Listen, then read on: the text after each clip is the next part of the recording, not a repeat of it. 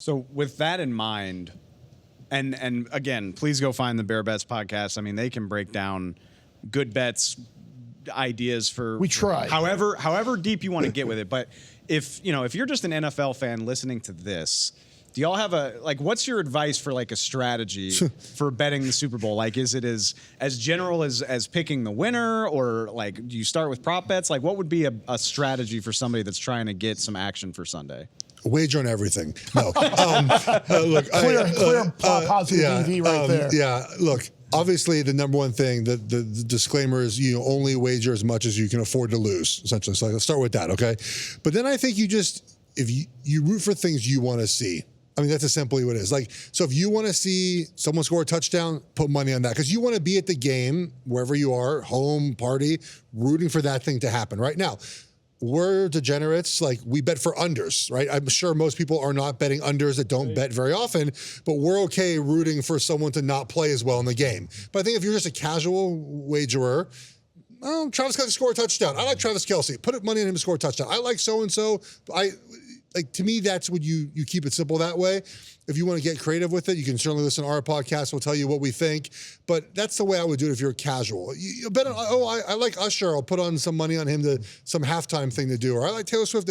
That's, I think, you do if you're a casual wager. Yeah, I think Jeff hit on it with the props. And it's something that it seems simple and elementary, rudimentary, but a lot of times you don't see people do it. Like, if you're a prop bettor and you want to bet overs, bet early. Yes. Because a lot of people, public, they want to see whomever have a big game. They want to see points. All those numbers will typically move up throughout the week. So what you see a lot of professional bettors do is they will wait until later in the week when these numbers have been, say, you've had I'm just throwing a random, Christian McCaffrey rushing yardage prop at, maybe it opened up at 88 or 89, and now it's going to be bet up to 96, 97, maybe in some spots. The professional bettors will come in and pick off the 97 or 96 and go under, getting the value there. So the professional bettors would tend to wait until later when they get maybe what they perceive as value on a number where they can go over after a lot of people have bet the overs up. Totally, it's terrifying to think of the amount of thought that goes into this. I did, and this is my own elementary question. I'm curious about the spread for a game like this. It's hovering. It's less than 3 points right now. You see it between 1.5 and 2.5, depending. If you're just trying to bet that and knowing, I looked this up. I mean, only one Super Bowl has been decided by less than a field goal in history. And I think 10% of regular season games this year have been decided by less than a field goal. When you're measuring all that out, Chiefs +2, +2.5, is it worth it to make a spread bet, or are you safer going with the money line? Like, what's your thought process there? I like it in a game like this with the number sitting at 2. Now, the odds of a game landing on 1 are very slim. The odds of landing on 2 now with the 2-point conversion are a little bit better, but I would rather just pay the tax and lay 125 or something on the money line with San Francisco. The favorite, I'm just going to pick the winner. If it lands on 1, lands on 2, I win, and I'm not going to worry about any 2-point conversions or whatever late. But if I like the underdog, typically what I'll do is I will just take the points. That way, if they don't win outright and they happen to lose by 1 or 2, I'll just have a little bit of insurance. Occasionally what I'll do is I'll play the full unit on the underdog. If I like the Chiefs, I'll take the Chiefs +2, and then I'll maybe play another half a unit or whatever on the money line at +110 or whatever it would be. But if I like the favorite, I'm just going to pay the tax on the favorite to win the game. Have you, and I've been listening to Bear Bets. I know you're hot on the 49ers. I do like the Niners, yeah.